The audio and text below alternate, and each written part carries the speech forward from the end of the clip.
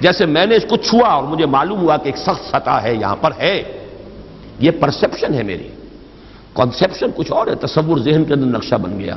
خدا کا تصور ہم قائم نہیں کر سکتے، لیکن خدا کے ساتھ ہمارا جو باطنی رشتہ ہے کہ اندر محسوس ہوتا ہے کہ ہے، جس کی مثال بھی میں نے دی تھی، بعض حضرات کے شاید علم میں نہ ہو، کہ جیسے میں اس وقت اس دیوار کو دیکھ رہا ہوں تو ایک تصور میرے ذہن میں قائم ہوا، دیوار اتنی لمبی ہے، اتنی چوڑی ہے، اتنی اونچی ہے، یہ دیوار جو ہے سفید رنگ اس پر ہوا ہے، میں نے ایک تصور قائم کر لیا۔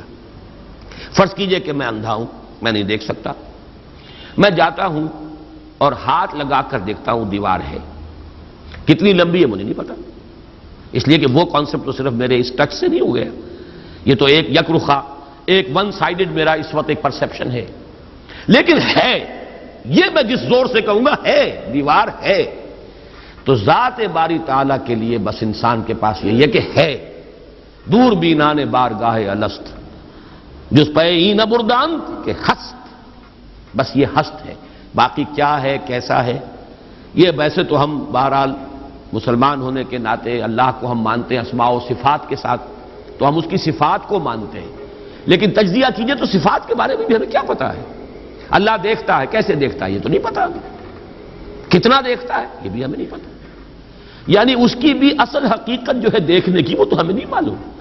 اللہ کی کوئی ایسی آنکھیں تو نہیں جس سے وہ دیکھتا ہو، ہمارا دیکھنا تو روشنی کا محتاج ہے، روشنی ہو تو ہم دیکھ سکیں گے، کیا اللہ کا دیکھنا بھی کسی شے کا محتاج ہے؟ قطعاً نہیں، تو ہم تصور کیجئے اللہ کا دیکھنا کیا ہے، کچھ نہیں معلوم، ہمیں یہ معلوم ہے وہ دیکھتا ہے، ہمیں یہ معلوم ہے علی کل شیء قدیر، قدرت کتنی ہے اس کی، قدرت کی شان کیا ہے، کیا معلوم ہے؟ تو معلوم یہ ہوا کہ صفات کے بارے میں بھی تجزیہ کریں تو ہمارے ہاتھ پلے ہے کیا؟ وہ سوائے اس کے کہ ہم ایک صفت اس کی ایک مبہم کیفیت کو جانتے ہیں، وہ سمیع ہے، وہ بصیر ہے، وہ خبیر ہے، وہ قدیر ہے، وہ الحی ہے، وہ القیوم ہے، لیکن اس کی زندگی، ہمارا تو زندگی کا تصور اعلیٰ ترین زندگی تو ہمارے پاس ہے مخلوقات میں سے، اس زندگی کے ساتھ 100 طرح کی لیمیٹیشنز ہیں، 100 طرح کی مجبوریاں ہیں، لیکن یہ کہ کیا اللہ تعالیٰ کی زندگی بھی اس زندگی پر قیاس کی جا سکتی ہے؟ معاذ اللہ۔ تو معلوم یہ ہوا کہ اللہ تعالیٰ کی ذات کے بارے میں تحیر کے سوا کچھ نہیں۔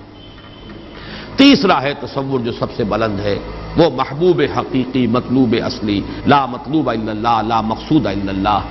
ایک چوتھا تصور ہے وہ میں بعد میں عرض کروں گا۔ بہرحال قل هو اللہ احد، اب یہاں لفظ احد پر آئیے،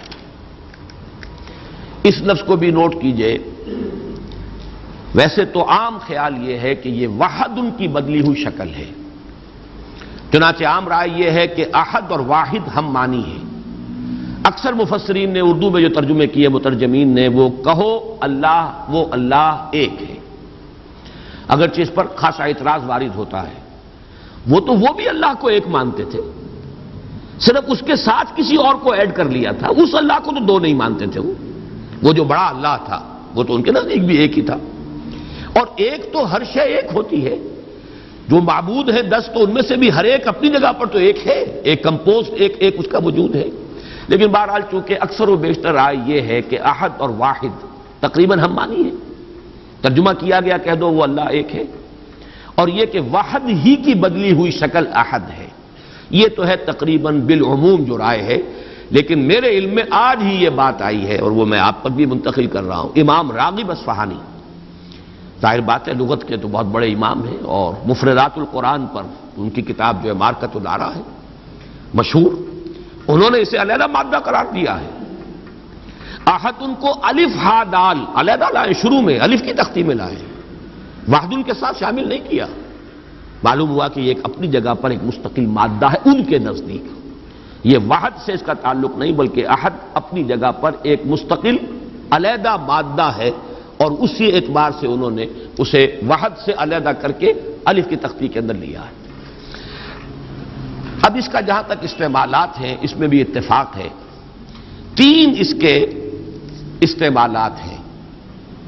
سب سے زیادہ استعمال اس لفظ کا ہوتا ہے نفی مطلق کے لیے، کمرے میں کوئی نہیں ہے، ایک بھی نہیں ہے، جب یہ کہنا ہو تو احد کا لفظ آئے گا، ما فی احد، کوئی نہیں ہے، ایک بھی نہیں، اکیلا۔ اسی معنی میں قرآن مجید میں یہ لفظ بہت مرتبہ آیا ہے، خاص طور پر آپ سورہ کہف کو اگر دیکھیں گے لا یشرک فی حکمہ احدا، اللہ اپنے حکم اور اپنے اختیار میں کسی کو نہیں شریک کرتا، کسی ایک کو بھی نہیں کرتا.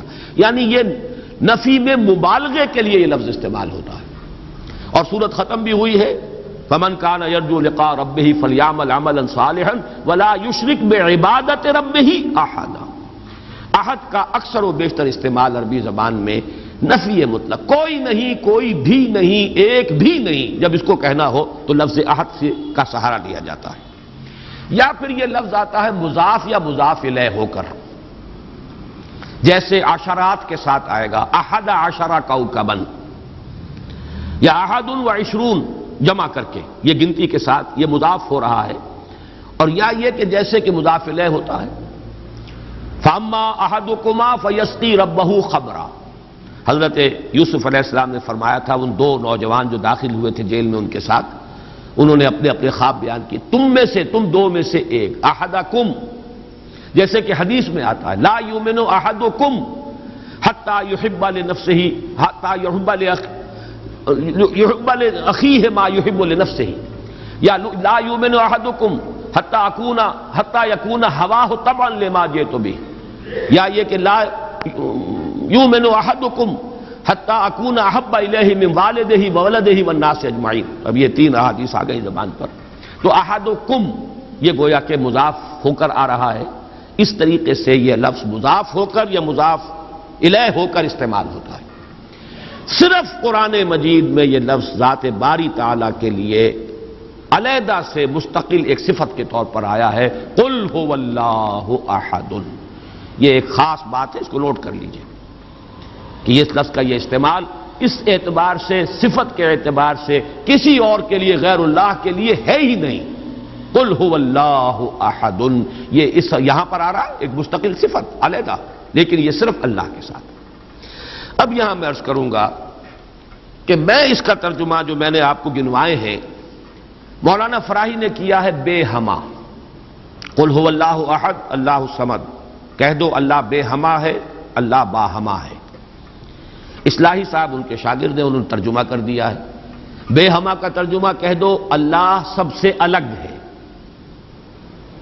اور اللہ سب کے ساتھ ہے. صمد اللہ سب کے ساتھ ہے، باہما اور احد بے ہما اللہ سب سے الگ ہے. عام طور پر اردو مترجمین، شیخ الہند کو بھی میں نے دیکھا، مولانا اشرف علی تھانوی رحمہم اللہ دونوں کو دیکھا، کہہ دو اللہ ایک ہے. لیکن یہ کہ بہرحال میرا مزاج، میرا ذوق اس ترجمے کو قبول نہیں کرتا. واحد اور ہے، احد اور ہے، یہ شان ہی علیحدہ ہے. اس لفظ کو واحد کے بالکل برابر کر دینا کم سے کم میرا ذوق اسے قبول نہیں کرتا. ویسے قرآن میں وہ لفظ بھی آیا اللہ کے لیے، الواحد القہار، للہ الواحد القہار، واحد ہے، الواحد ہے. لیکن احد یہ شے ہی اور ہے. بہت قریب گئے ہیں مولانا مودودی، وہ لفظ لائے ہیں کہہ دو اللہ یکتا ہے. یکتا کا لفظ میرے نزدیک بہت قریب کی تعبیر ہے، لیکن میں اس کو ایک خاص، میرا چونکہ اپنی ایک رائے ہے اس کے اعتبار سے اس کا میں ترجمہ کر رہا ہوں، کہہ دو اللہ اکیلا ہے. اکیلا وہ ہے جس کے ساتھ کوئی نہیں. اکیلا کس اعتبار سے؟ یہ ہے اصل میں وہ نقطہ.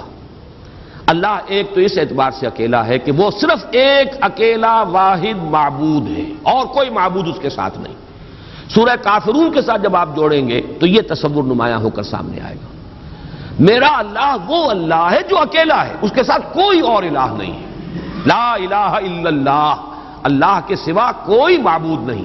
یہ در حقیقت مفہوم بنا قل هو اللہ احد. بات وہی ہے جو لا الہ الا اللہ میں کہی گئی ہے، لیکن یہ کہ یہاں پہ اسلوب بدل گیا، قل هو اللہ احد. وہ اکیلا ہے، کوئی اس کے ساتھ نہیں. لیکن اسی کا ایک انتہائی بلند مقام ہے. مقام وہ خطرناک ہے، عام لوگوں کی ذہن سے ذرا بلند تر، اسی لیے عوام اس کے بارے میں مغالطوں میں مبتلا ہوتے ہیں. اور آج کل کا ہمارا ایک بہت بڑا طبقہ چونکہ زیر اثر ہے کچھ ایسے مفکرین کے کہ جن کا ذوق وہ نہیں تھا جو اس سطح کا ہو جو میں ابھی عرض کر رہا ہوں، لہذا وہ اسے شرک سے بھی تعبیر کر بیٹھتے ہیں، اور وہ ہے توحید وجودی۔ وہ اکیلا ہے، اکیلا ہی مانی کہ وجود حقیقی صرف اس کا۔ یہ توحید وجودی جس کو میں تفصیل سے بیان کر چکا ہوں سورہ حدید میں، هو الاول والآخر والظاہر والباطن، وہی پہلا، وہی آخر، وہی ظاہر، وہی باطن، وہی وہ، اور کوئی ہے ہی نہیں۔ جو نظر آ رہے ہیں حقیقت میں نہیں ہے۔ کل ما فی الکون وہم او خیال او عکوس فی المرایا او ظلال، کل جو کچھ نظر آتا ہے موجودات میں یہ وہم ہے یا خیال ہے، یا جیسے شیشے میں عکس نظر آتا ہے، آپ ادھر کھڑے ہیں ادھر بھی نظر آ رہے ہیں، وہاں تو کوئی نہیں ہے، ادھر ہی ادھر ہے جو ہے، وہ جو کوئی نہیں ہے وہاں، نظر تو آ رہا ہے۔ اور عکوس فی المرایا او ظلال، یا سایہ ہے، درخت کی شاخ اوپر ہے، سایہ نیچے پڑ رہا ہے، سایہ کا کوئی وجود نہیں لیکن نظر تو آ رہا ہے۔ جس کو کہ حضرت مجدد الفسانی نے فرمایا کہ یہ سنے خدا بندی است کہ معدوم را موجود می نمائند، یہ معدوم ہے کائنات، حقیقت میں موجود نہیں ہے لیکن اس کو اللہ تعالیٰ نے موجود کر کے دکھا دیا ہے، نظر آ رہا ہے۔ یا جیسے وہ آتشی دائرے کی مثال میں نے دی ہے بارہا، یہ حضرت مجدد کی دی ہوئی مثال ہے کہ اگر آپ ایک قندیل لے لیں، لکڑی ہے ایک لمبی، اس کے ایک سرے کے اوپر آپ نے کپڑا باندھا، تیل ڈال دیا، مٹی کا، آگ لگا دی، یہ شعلہ جوالا ہے، اب اس لکڑی کو تیزی کے ساتھ دائرے میں حرکت دیجئے، دیکھنے والوں کو آتشی دائرہ نظر آئے گا، جبکہ آتشی دائرے کا کوئی وجود نہیں۔ وجود آپ کو معلوم ہے صرف اس ایک نقطے کا ہے، وہ ایک شعلہ جوالا ہے حقیقی۔ یہ دائرہ جو نظر آ رہا ہے، نظر آ رہا ہے، ہر چند کہے کہ ہے، نہیں ہے، اس کا وجود کوئی نہیں ہے، نظر تو آ رہا ہے۔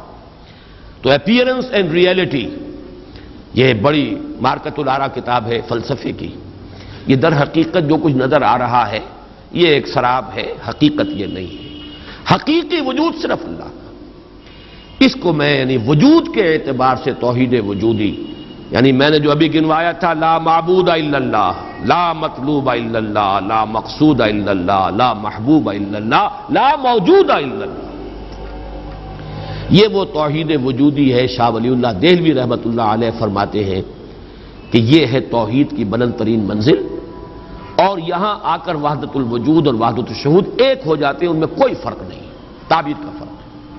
چونکہ میری یہ رائے ہے، لیکن یہ فلسفے کا مسئلہ ہے، میں اس کو بیان نہیں کرنا چاہتا۔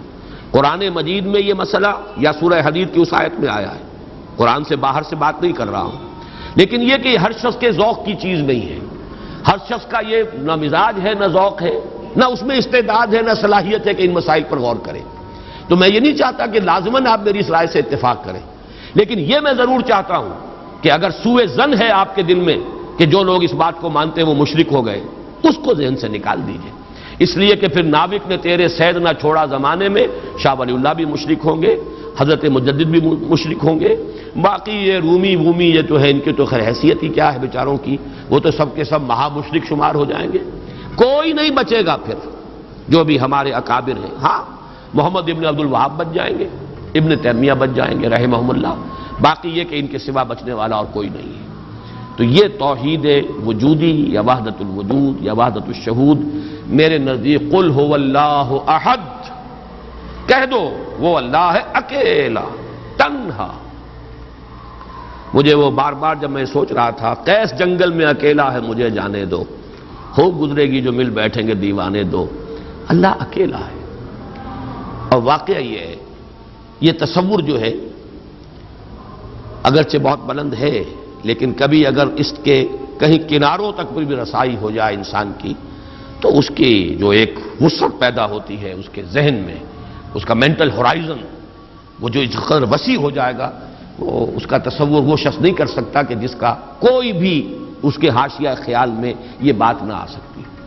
لیکن اس کا یہ مفہوم اگر نکال لیا جائے، عام لوگوں نے یہ سمجھا اس کا مطلب ہر شے خدا ہے، اگر کوئی شے موجود نہیں جبکہ تجھ بن نہیں کوئی موجود، پھر یہ ہنگامہ ہے خدا کیا ہے؟ کچھ نہیں ہے، نہیں ہے یہ۔ اصل میں جو وحدت الوجود ہے وہ یہ نہیں ہے کہ یہ سب چیزیں خدا ہیں، بلکہ یہ کہ خدا ہی ہے، باقی کچھ موجود نہیں، جو کچھ نظر آ رہا ہے وہ توہم ہے، خیال ہے، یہ صرف اپیئرنس ہے، اور اپیئرنس آپ کو معلوم ہے ہر وقت بدلنے والی شے ہے، painter high, every thing is changing, یہ سب ٹرانزینٹ چیزیں ہیں کہ جو گزر رہی ہیں، جیسے لہریں ہیں، لہر نظر آتی ہے لہر ہے، لیکن یہ کہ یہ بالکل عارضی سا ایک وجود ہے، اعتباری سا وجود ہے، لہر کا حقیقت میں کوئی وجود نہیں ہے۔ اسی طریقے سے یہ کائنات ہے۔ تو یہ نہیں ہے کہ جو کچھ ہے وہ خدا ہے، معاذ اللہ، یہ ہماوست ہے، اور یہ در حقیقت کفر بھی بن جاتا ہے، شرک بھی بن جاتا ہے۔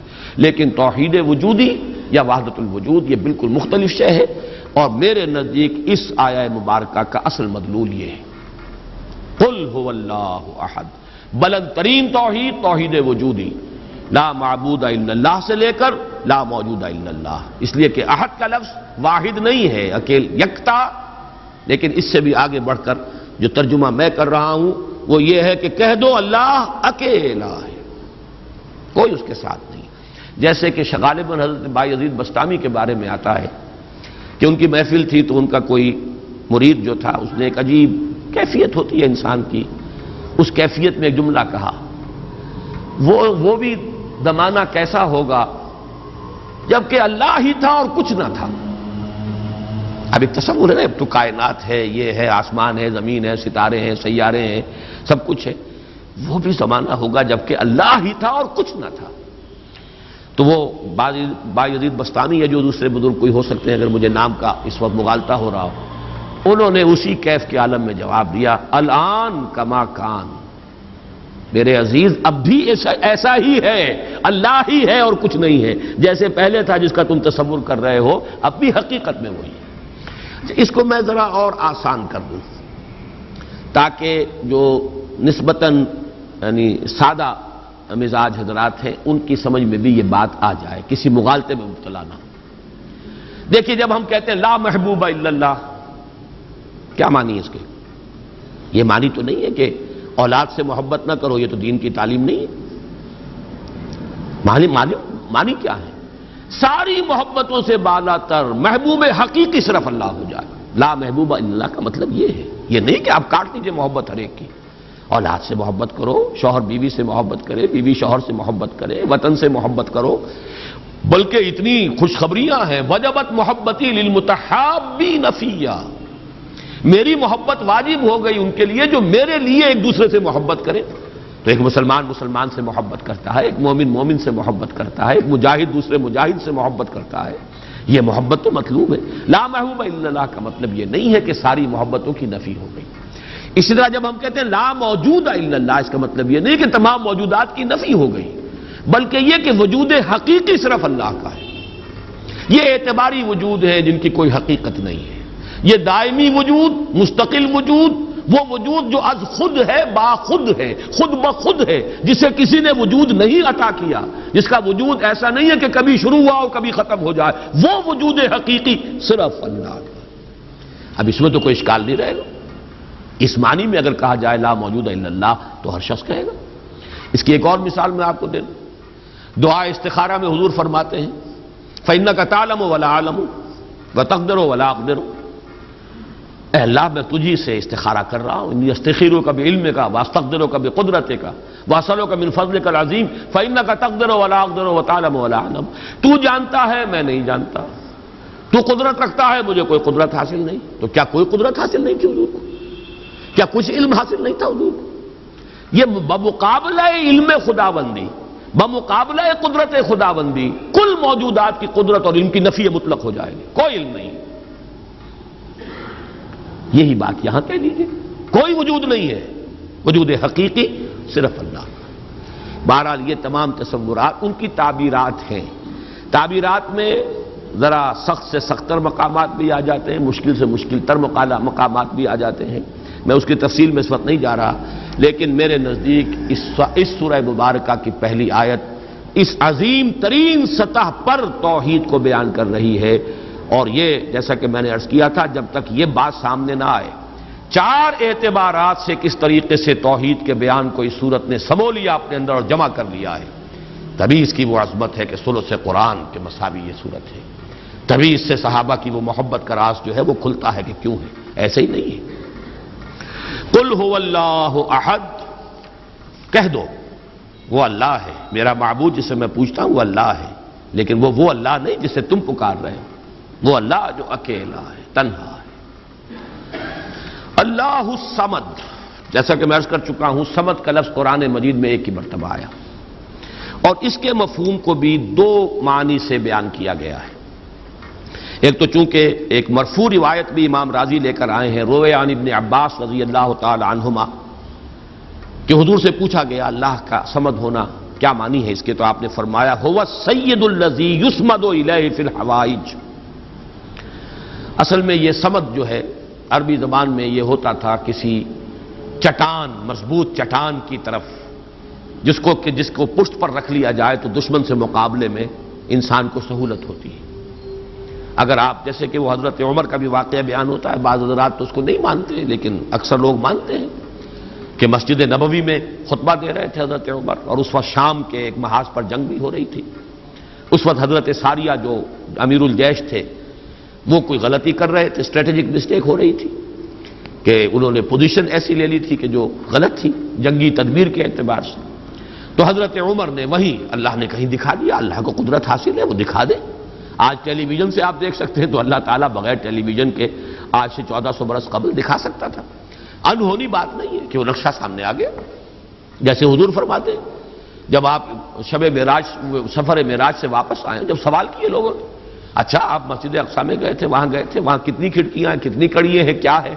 تو اب حضور ایک دفعہ چونکے کہ اب یہ میں نے کوئی کھڑکیاں تو نہیں گنی وہاں پر، لیکن یہ کہ اگر مجمع میں آپ نہ بتا سکتے تو تالیاں پڑ جاتی۔ اس وقت اللہ نے فوراً وہ جو ہے لا کر سامنے کھڑا کر دیا وہ نقشہ، اور حضور دیکھ دیکھ کر بیان کرتے رہے یہ ایسا ہے ایسا ہے۔ تو یہ تو در حقیقت بالکل اللہ کی قدرت سے ہرگز کوئی اس میں بودھ نہیں ہے۔ تو حضرت عمر نے وہی فرمایا ہے اور صحابہ نے سنا ہے، یا ساریہ تو الجبل یا ساریہ تو الی الجبل، ہے ساریہ کیا غضب کر رہے ہو، غلطی کر رہے ہو، پہاڑ کی طرف جاؤ، پہاڑ کو پشت پر رکھو۔ پہاڑ پشت پر ہو تو آپ پشت کی طرف سے اب محفوظ ہو گئے، آپ یکسو ہو کر سامنے سے دشمن کا مقابلہ کر سکتے، اور اگر اندیشہ رہے کہ کہیں پیچھے سے کوئی حملہ آور نہ ہو جائے تو وہ توجہات جو ہیں وہ منقسم رہیں گی۔ بہرحال یہی معاملہ ہے صمد کا، وہ ہستی جس کی طرف رجوع کیا جائے، جس کو پناہ گاہ سمجھا جائے، جس کی طرف اپنی مشکلات کے اندر رجوع کیا جائے، اور اس اعتبار سے پھر وہی مطلوب بن جاتا ہے، وہی مقصود بن جاتا ہے، وہی محبوب بن جاتا ہے، اسی کی عزت کی جاتی ہے، اسی کی تکریم ہوگی، اسی کا اعزاز ہوگا، اس کے سامنے انسان جو ہے وہ اپنے آپ کو جھکائے گا، جس بڑے بڑے سردار۔ تو یہ صمد جو ہے اس معنی میں، اور ایک صمد وہ شے ہے جس کو کھوکھلی نہ ہو، لا جوف لہو، بہت مضبوط اپنی جگہ پر توانا چٹان۔ ایک تو وہ چٹان ہے جو کھوکھلی ہے، لیکن یہ کہ ایک چٹان وہ ہے جو مضبوط اور بالکل سالڈ چٹان ہے۔ ان دونوں اعتبارات سے اللہ الصمد کا ترجمہ اب مولانا فراہی، مولانا اصلاحی صاحب کا تو یہ ہوا کہ اللہ تعالی باہما ہے، ذات میں بے ہما، کسی سے اس کا کوئی تعلق نہیں، یکتا بلکہ اکیلا، لیکن یہ نہیں ہے کہ مخلوق سے منقطع ہے، مر گئے ہم انہیں خبر نہ ہوئی، یا یہ ہے کہ مخلوق کی دعائیں نہ سنتا ہو، مخلوق کی حاجت روائی نہ کرتا ہو، نہیں، سب کا ملجا وہی ہے، سب کا ماوا وہی ہے، سب کے لیے پناہ گاہ وہی ہے، سب کی حاجت روائی کرنے والا وہی ہے، تو وہ اللہ صمد ہے۔ یہ دو احد اور صمد جو ہے اس نے جڑ کر اصل میں اسی طریقے سے ایک تصور کو مکمل کیا ہے، جیسا کہ آیت الکرسی میں اللہ لا الہ الا ہو الحی القیوم، الحی اور القیوم، الحی از خود زندہ، زندہ جاوید، اور قیوم باقی پوری کائنات کو تھامے ہوئے، سنبھالے ہوئے، پوری موجودات کا یہ سارا سلسلہ یہ محتاج ہے اللہ کا۔ اس کی میں نے پہلے بیان کی ہے، بہترین تمثیل وہ ہے جو مولانا مناظر حسن گیلانی رحمۃ اللہ علیہ نے دی ہے، ربط الحادث بالقدیم کی مثال۔ اللہ کی ذات اور اس کائنات کے درمیان ربط اور تعلق کیا ہے؟ انہوں نے مثال دی ہے کہ آپ اپنے ذہن میں نقشہ قائم کیجئے، تاج محل کا نقشہ، جس نے تاج محل دیکھا ہو، چلیے آپ نے مینار پاکستان دیکھا، مینار پاکستان کا تصور کیجئے، ذہن میں نقشہ قائم کیجئے۔ یہ ذہن میں جو نقشہ قائم ہوا ہے، آپ اس کے اوپر بھی ہیں، باہر بھی ہیں، اندر بھی ہیں، پیچھے بھی ہیں، نیچے بھی ہیں، آپ ہی آپ ہیں، وہ تو اس کا وجود ہی کوئی نہیں، لیکن ہے ذہن کے اندر ایک تصور قائم ہے اس وقت، اور یہ تصور اسی وقت تک قائم رہے گا جب تک کہ آپ کے ذہن کا ارتکاز ہے، توجہ اس پر ہے، توجہ ہٹی نہیں کہ اس کا کوئی وجود ہے ہی نہیں، وجود ختم۔ بالکل یہی معاملہ اس کائنات کا، یہ سارا سلسلہ اس کا قیوم اللہ ہے، تھامے ہوئے، اسی کی توجہ، اسی کی عنایت، اسی کی ربوبیت، اسی کی خبرگیری، اسی کی تدبیر، یہ سب اس کو تھامے ہوئے۔ تو اپنی ذات میں الحی، کائنات کے لیے القیوم، اسی طرح اپنی ذات میں الاحد، اکیلا، تنہا، بے ہمہ، اور پوری کائنات اور جملہ موجودات کے لیے الصمد، اسی کی طرف رجوع، اسی کی طرف توجہ، وہی مطلوب، وہی مقصود، وہی محبوب، وہی حاجت روا، وہی مشکل کشا۔ اس اعتبار سے اس میں توحید عملی آ گئی، اسی سے مانگو، اسی سے پناہ طلب کرو، اسی کی طرف توجہ کرو، انی وجہت وجہی للذی فطر السماوات والارض، اسی سے لو لگاؤ، اسی سے حاجت روائی کے لیے سوال کرو، اسی کے سامنے مشکلات پیش کرو، یہ تو جو ہے پھر اسی کی عبادت کرو، اسی کی اطاعت کرو، اسی کی بندگی کرو، اسی کی توقیر کرو، اسی کی تعظیم کرو۔ یہ تمام چیزیں کہ جو عمل میں آ جائیں گی وہ توحید وجودی، یہ توحید عملی۔ قل هو اللہ احد اللہ الصمد۔ تیسری آیت میں ہے توحید ذاتی، لم یلد ولم یولد۔ میں شرک کے مختلف اقسام کے ضمن میں جو 6 کیسٹ ہیں، اللہ کا شکر ہے بہت دنیا میں عام ہوئے ہیں، اس میں یہ تقسیم بیان کر چکا ہوں۔ شرک فی الذات، شرک فی الصفات، اور شرک فی العمل یا شرک فی الحقوق، یہ 3 شرک ہیں۔ شرک فی العبادت، یہ تیسری جو نوعیت ہے، اس کے لیے شرک فی الحقوق بھی کہا جا سکتا ہے، اسی کا حق ہے کہ اس کی عبادت کی جائے، اور اس کو شرک عملی بھی کہہ سکتے ہیں۔ بہرحال شرک عملی کی جڑ کاٹ دی اللہ الصمد۔ پہلا جو توحید کا درجہ ہے وہ بہت بلند ہے، بہت اونچا ہے۔ یہ حکماء اور فلاسفہ کی بھی چوٹی کے لوگ، جہاں حکمت اور تصوف دونوں چیزیں جا کر جڑ جاتی ہیں، وہ ایک مقام ہے۔ خالص فلسفہ بھی انسان کو کہیں نہیں لے کے جاتا، اور عقل اور فکر کی بلندی نہ ہو تو تصوف بھی محض نفسیاتی ریاضتیں بن کر رہ جاتی ہیں، سائیکولوجیکل ایکسرسائزز کے سوا کچھ نہیں رہتا۔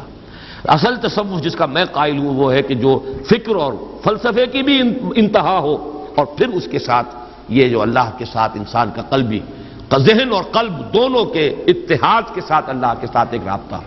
بہرحال تو یہاں جو تیسرا شرک ہے، اور جو ہمارے اس شرک کے بیان میں آتا ہے نمبر 1 پر، بدترین شرک، شرک فی الذات۔ اس کی بدترین صورت، فلسفیانہ صورت تو وہ ہے ہماوست، اللہ ہی نے اس کائنات کا روپ دھار لیا ہے۔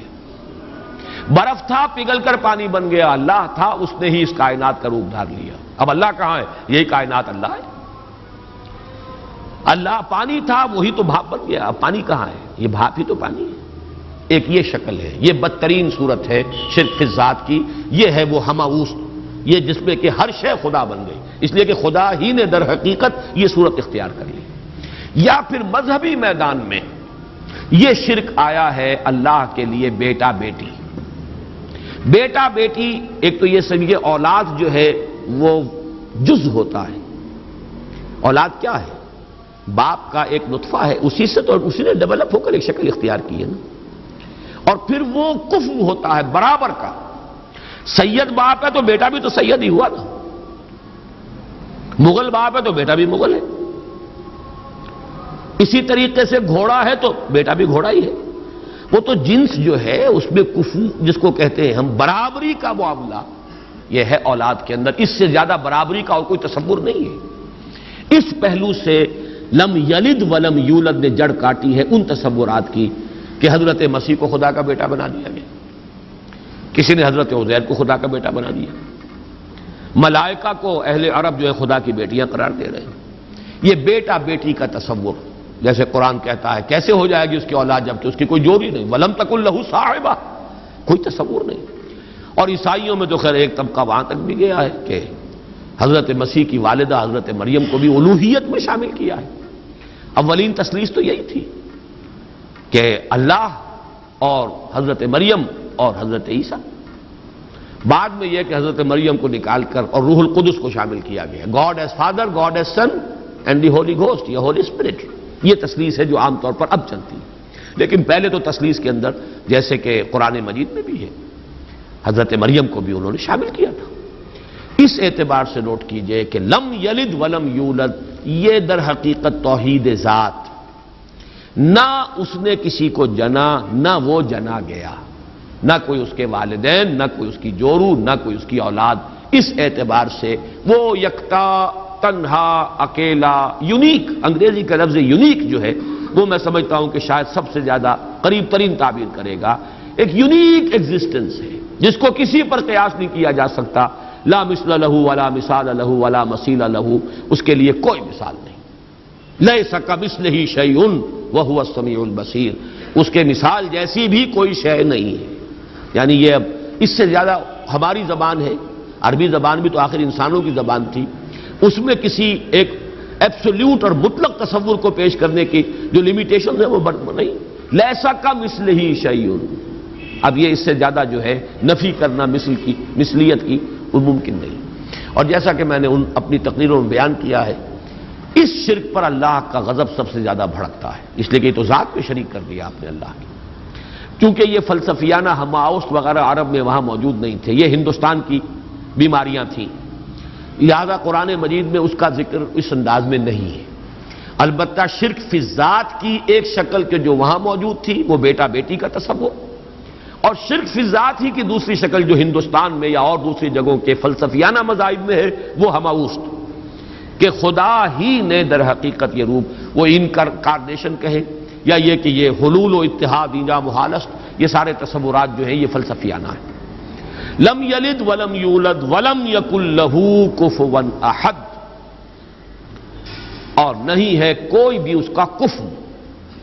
کفو کاف فے اور واو، اور کاف فے اور حمزہ، پھر یہی وہ ہے جو الف واو اور یہ جو ہے بدل جاتے ہیں، یہ ایک ہی مادہ ہے، اسی سے مکافات ہے، بدلہ، جیسا دناہم کما دانو مکافات. کف جو ہے کہتے ہیں ہمسر، جس کے لیے ہمارے ہاں جب علماء تقریریں کرتے ہیں تو جو ان کے خطبات ہوتے ہیں، لا ضد لہ ولا ند لہ، ضد اور ند یہ در حقیقت جو بھی ہمسر ہوگا وہ تو مقابلے میں آئے گا، وہ تو چیلنج کرے گا کہیں نہ کہیں. تو ضد بھی کہتے ہیں کسی کا حریف، ند مخالف. اور یہ لفظ حضور صلی اللہ علیہ وسلم نے استعمال فرمایا تھا جبکہ کسی صحابی کی زبان سے الفاظ نکل گئے، ما شاء اللہ و ما شئت، جو اللہ چاہے اور جو آپ چاہیں.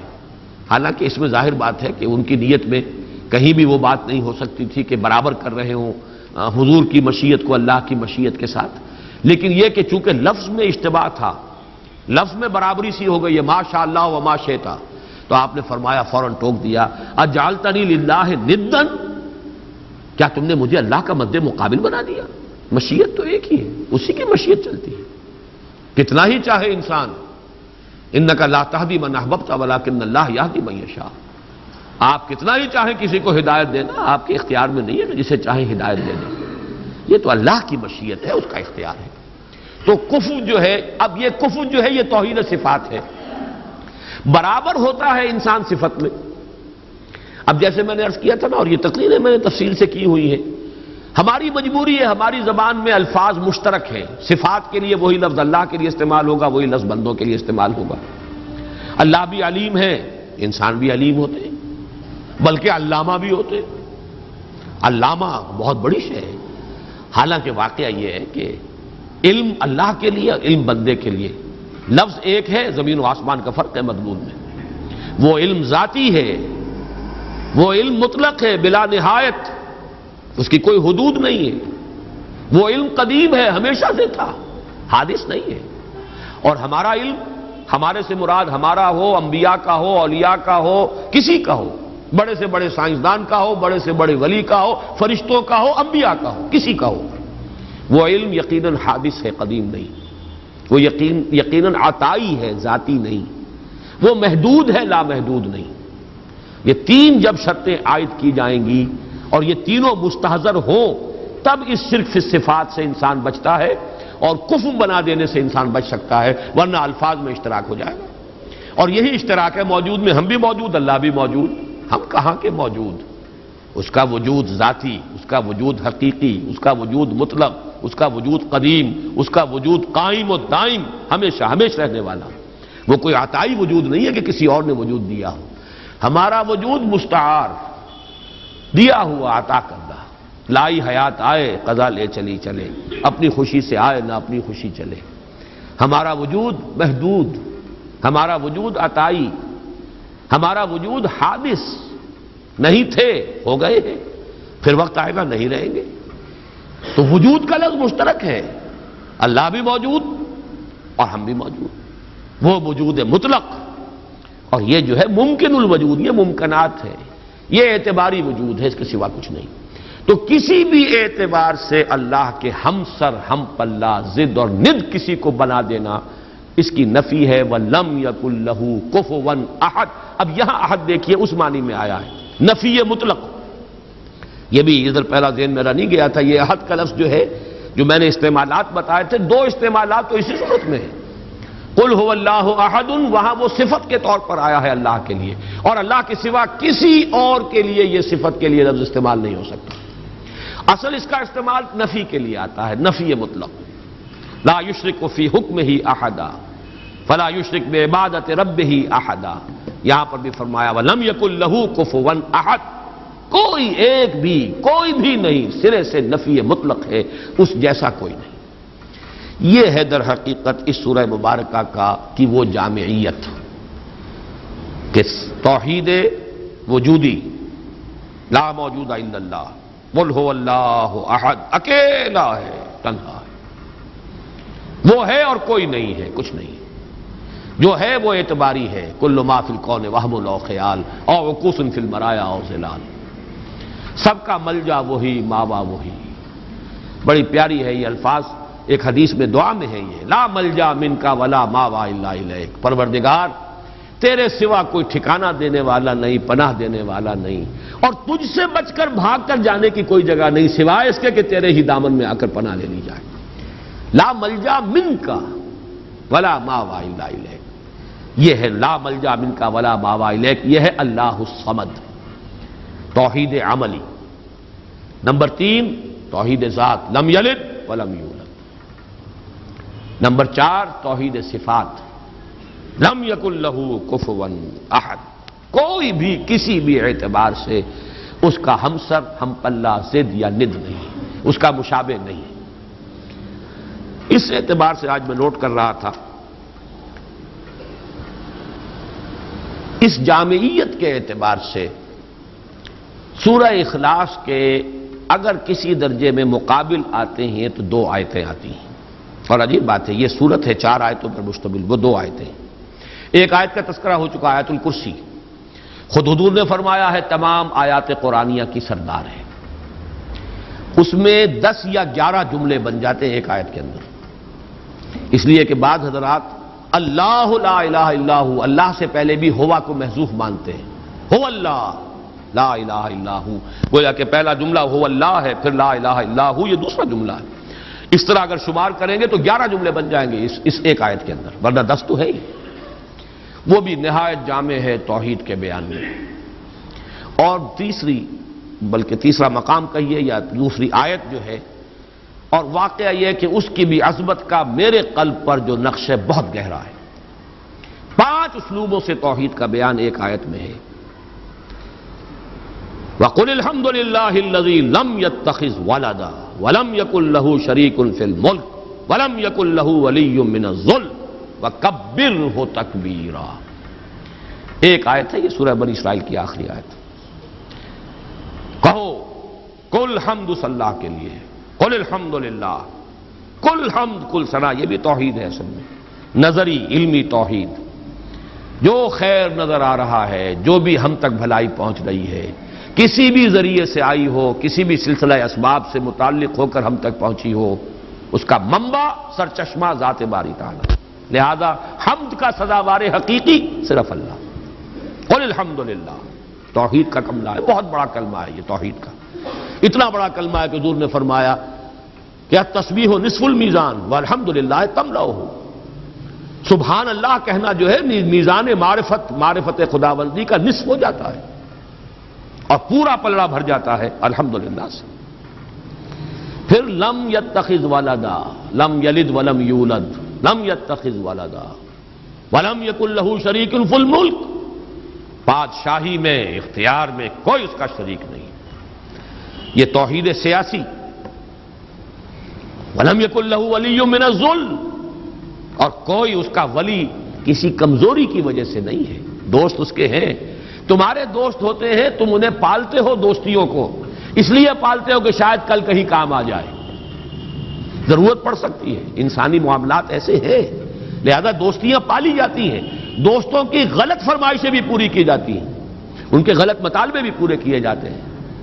یہ کس لیے کہ کرنی دبتی ہے آپ کی، اللہ کی کرنی کسی سے دبتی نہیں ہے، اس کے ولی ہیں لیکن اس کے کسی ذوف کی وجہ سے نہیں ہے۔ فَلَمْ يَكُنْ لَهُ وَلِيٌّ مِّنَ الذُّلِّ وَكَبِّرْهُ تَكْبِيرًا، اور اس کی تو بڑائی کرو جیسے کہ اس کی بڑائی کا حق ہے۔ یہ آیہ مبارکہ بھی میں نے صرف یہ نوٹ کرا دیا آپ کو کہ اس سورہ مبارکہ کے قریب آتی ہیں اپنی جامعیت کے اعتبار سے یہ آیات، لیکن ظاہر بات ہے کہ سورہ اخلاص ابتدا میں نازل ہوئی، ابھی چہمے گوئیاں شروع ہوئی تھی، یہ کسے پوجتے ہیں، ان کا معبود کون ہے، اس کی شان کیا ہے، اس کی صفات کیا ہے، صف لنا ربک اور انصب لنا ربک، اس کا جواب بہت سادہ الفاظ میں لیکن جامعیت اس کے اعتبار سے جو اپنا منفرد مقام ہے وہ سورہ اخلاص کا ہے، اور جبکہ وہ ہمارے پاس حضور صلی اللہ علیہ وسلم کے اقوال موجود ہیں ثلث قرآن کے مساوی، اللہ تعالیٰ اس سورہ مبارکہ کا صحیح فہم گہرائی میں اس کا جو قلب کے اوپر، ذہن کے اوپر، ہماری سوچ پر، ہماری نفسیات پر جو اثرات مترتب ہونے چاہیے اللہ تعالیٰ ان سب سے ہمیں بہرہ مند فرمائے۔ آخر میں ایک لطیفہ سنا دوں، وہ بھی ایک لطیفہ، علمی لطیفہ ہے، یاد رہے گا۔ یہ خاقانی ایک شاعر گزرے ہیں بہت بڑے فارسی کے، ان کا یہ قصہ بیان ہوتا ہے کہ وہ کہیں کسی دعوت میں کسی امیر کے ہاں مدعو تھے، تو وہاں پہلے سے کچھ لوگ بیٹھے ہوئے تھے جو رتبے میں ان سے بڑے کمتر تھے، لیکن یہ کہ جگہ انہیں ایسی ملی کہ جو اس محفل کے اعتبار سے ذرا ان کے اپنے مقام کے اعتبار سے فروغ تھی۔ تو کچھ جو ذرا ہلکے مزاج کے لوگ تھے جن کی طبیعتوں میں ہلکا پن تھا، وہ انہیں دیکھ دیکھ کے مسکرا رہے تھے کہ آج یہ خاقانی کو کہاں جگہ ملی ہے، کس جگہ بیٹھے ہیں۔ تو انہوں نے ایک شعر کہا ہے، بلکہ دو شعر۔ گر فروتر نشست خاقانی، نہ مرا عار نہ ترا ادب است، قل هو اللہ کے حمد باری است، تحت تبت یدا ابی لہب است۔ کہ اگر قرآن مجید میں قل هو اللہ جیسی صورت جو ہے وہ تبت یدا کے نیچے درج ہے، تبت یدا اوپر رکھی ہوئی ہے، اوپر لکھی ہوئی ہے، تو قل هو اللہ کے حمد باری است، تحت تبت یدا ابی لہب است۔ تو اس لیے اگر آج مجھے کہیں مقام جو ہے نچلا مل گیا ہے نشست کے اعتبار سے، تو اس میں میرے لیے کوئی عار نہیں، تمہارے لیے کوئی عزت کی بات نہیں۔ بہرحال یہ صرف ایک